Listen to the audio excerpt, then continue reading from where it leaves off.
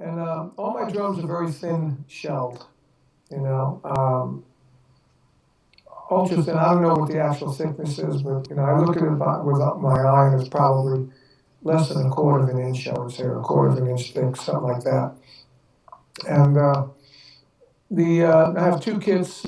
One, well, I have of course, I have my ES kit, which is a Ed Sullivan kit, which had a 26 by 15 bass drum, Yeah. a 13 by 9, 16, and then a brass, not a brass, but a chrome snare that actually had one of those mufflers that like the old day mufflers. Yeah. And that was my Carmine Classic kit that we did 100 units of that around the world that sold out. It was a really good sounding kit.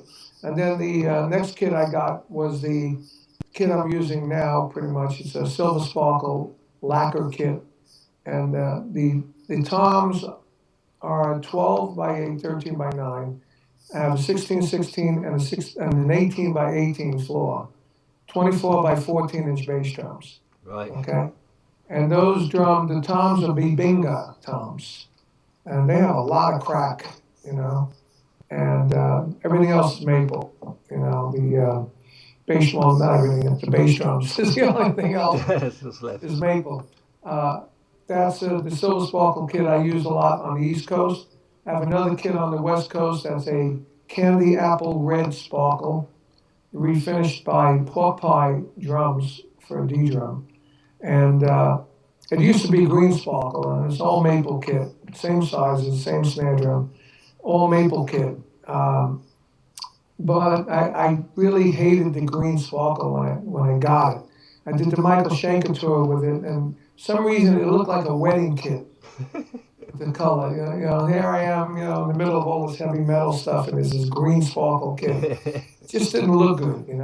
So we tried. I tried to get a black sparkle kit, but they didn't make it the way I wanted a black sparkle kit to look. But nobody makes it like that. So I said, you know what? Let's just paint the green kit. It'd be easier because I like the green kit.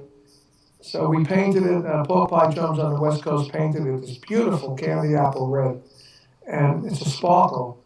But when the light hits it, you see the candy apple red. Otherwise, it looks black. So it still comes through in the light. Yes, beautiful. I have a Jaguar XKR vehicle, and it's very dark gray. But when you look at it, it looks black. When the sun hits certain parts of it, you see that it's very dark gray sparkle. Right. Same thing with the drums. And I noticed that there was the same thing with the Jag as the drums. After I had the drums in, I said, oh wow, it's the same kind of finish. It's awesome. Nice.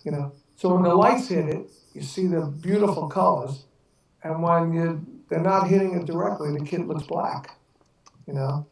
I use that kit on the Rated X videos that are online now on YouTube. Yeah. And you'll see that when lights hit it, you'll see the color. When it's not hitting it, it looks black.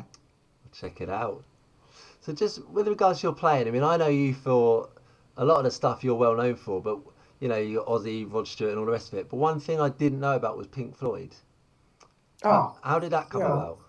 well, that was just a freaky thing. I came home one day and there was a message on my voicemail on the phone from Bob Eshin, producer. He said, Carmine, I'm producing a group that's just screaming for Carmine drum fills.